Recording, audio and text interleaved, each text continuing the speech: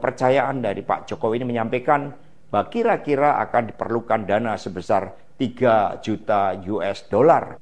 3 juta US dollar biaya untuk mengubah ataupun merevisi undang-undang KPK nih guys ya. Halo para netizen, kembali lagi di channel 2 Kaki. Welcome back to with me. Apa kabar semuanya? Semoga sehat selalu, mudah rezeki, panjang umur, panjang anu ini dan itu ya guys ya. Seperti biasa guys, kali ini kita pengen ngebacain soal politik lagi nih guys ya. Ini belum habis soal Pak Jokowi, soal demo kemarin, dan beberapa masalah-masalah politik lagi yang ada di Indonesia. Langsung aja kita bacain beritanya seperti apa, tapi jangan lupa buat kalian klik dulu tombol like, komen, dan subscribe di bawah ini. 3, 2, 1. Nah, lanjut ke Twitter. Konvoy adili Jokowi untuk kedaulatan Indonesia. Waduh, ini ada konvoy lagi nih guys, adili Jokowi ya guys ya. Kemarin kita tahu tuntutan mahasiswa soal demo kemarin ya. Kemarin kita tahu 4 hari berturut-turut mahasiswa turun ke jalan untuk menuntut keadilan kepada pemerintah kita. Dan ini ada berita lagi nih guys ya, yaitu hari Rabu tanggal 26 Februari 2025 ya guys ya. Titik kumpulnya ada di Masjid Al-Azhar ini. Kalau kalian pengen naik motor, naik mobil kayaknya bisa nih guys ya. Ini di Kebayoran Baru. Kalau kalian pengen tahu atau pengen ikut, silakan kalian hadir di hari Rabu nanti Masjid Al-Azhar ya guys ya, Kebayoran Baru nih guys ya. Lanjut, nyanyian Hasto. Wah.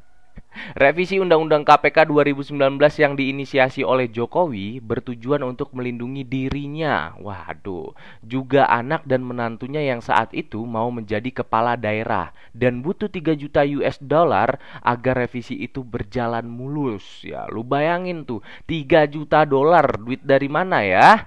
Ya tau lah kalian duit dari mana nih guys. Tapi kita tahu semua, kemarin gue juga udah ngebahas soal statement Pak Hasto ketika ditangkap oleh KPK. Dia bilang tolong ya pemerintah, entah itu KPK, entah itu Kejaksaan Agung, periksa juga keluarga Jokowi. Gitu keterangan dari Pak Hasto saat diwawancara ya guys ya. Ini ada video dimana mungkin Pak Hasto membuka sebagian rahasia Pak Jokowi nih guys ya. Kita lihat cuplikannya aja ya guys ya. Kalau kalian pengen nonton fullnya, silahkan kalian kunjungi Twitter ataupun ini udah banyak kok kesebar di mana-mana nih guys ya. Kita tonton dulu guys. Saya ingat ketika saya bertemu dengan Presiden Jokowi di Istana Merdeka menjelang Mas Gibran dan Mas Bobi mau mencalonkan sebagai wali kota Solo dan wali kota Medan. Satu, saya mengatakan kepada Pak Presiden Jokowi sekaligus untuk menguji keseriusan beliau di dalam mencalonkan anak dan menantunya. Pak Presiden, apakah betul Bapak mau mencalonkan Mas Gibran dan Mas Bobi sebagai wali kota? Loh, kenapa Pak Sekjen? Karena ketika Mas Gibran dan Mas Bobi sebagai wali kota, maka otomatis dia menjadi pejabat negara. Dan ini akan sangat rawan terhadap berbagai bentuk gratifikasi, suap, dan berbagai tindakan korupsi lainnya. Presiden Jokowi sempat termenung saat itu. Dan kemudian dari situlah saya merasakan bahwa pertanyaan saya ini sangat mengusik perhatian dari beliau, karena saya tegaskan bahwa ketika Mas Gibran dan Mas Bobi menjadi wali kota, maka dengan mudah akan terkena operasi tangkap tangan dari KPK dan juga aparat penegak hukum yang lain. Maksud saya bertanya kepada Presiden Jokowi adalah untuk mengingatkan bahwa beliau sudah presiden.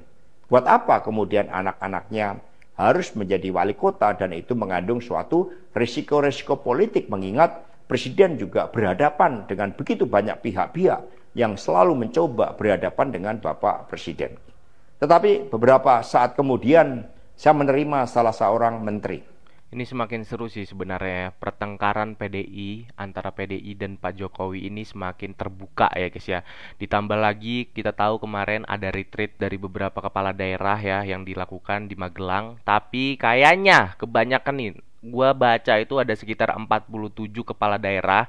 Itu sebagian besar dari fraksi PDIP yang tidak ikut retreat di Magelang, di Akmil kemarin ya guys. Ya mungkin ada intervensi dari Bu Megawati karena kan itu ketua umumnya gitu kan. Ya udah nggak usah ikut retreat, nggak usah ikut ke Magelang, nggak penting segala macam. Mungkin bisa jadi seperti itu ya guys ya. Dan gue takutnya dan gue menduga ya, raja kecil yang dimaksud sama Pak Prabowo selama ini yaitu salah satu ketua umum dari PDIP nih guys ya. Kita kan ngiranya kemarin Pak Jokowi nih guys ya, tapi gue nggak tahu nih persisnya seperti apa.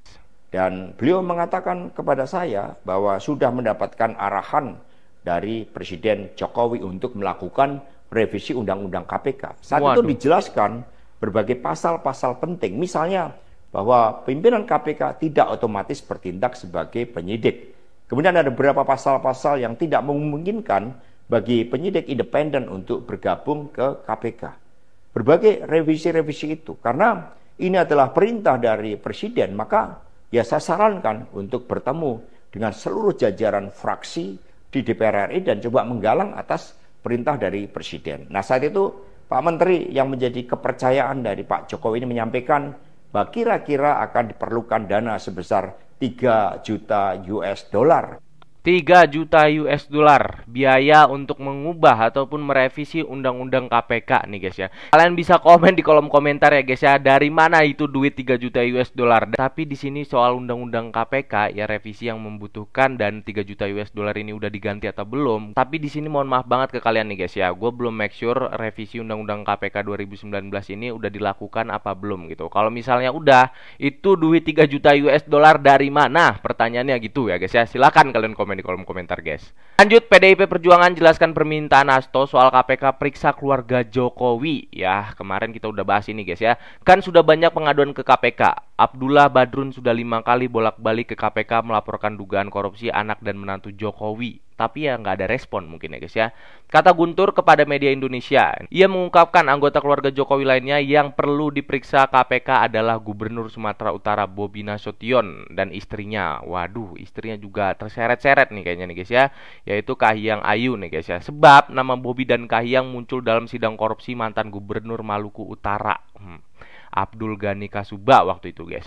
Nama Bobi dikaitkan dengan istilah Blok Medan. Wow. Nah, jadi buat kalian yang nggak tahu soal kasus Blok Medan itu tuh ternyata mengarah ke Bobi Nasution, yaitu menantu dari Pak Jokowi ya guys ya.